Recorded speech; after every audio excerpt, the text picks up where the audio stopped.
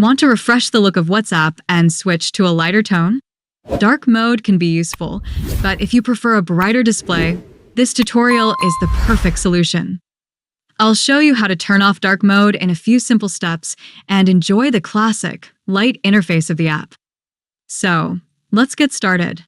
First, open your WhatsApp app. Once you're on the WhatsApp home screen, you'll see 3 dots in the top right corner. Tap on them, and this will open the Options menu. In the menu that appears, select Settings. Once you're in the settings, among the available options, find and tap on Chats. When you open the Chats option, you'll see various settings related to the appearance and conversation settings.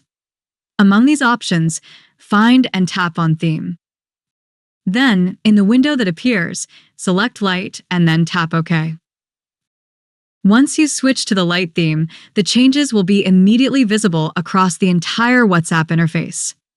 If you later decide you prefer dark mode again, you can easily reopen the theme option and select dark. And that's all for this video. I hope you found it helpful. If you did, leave a like and consider subscribing to my channel. See you soon, and thanks for watching.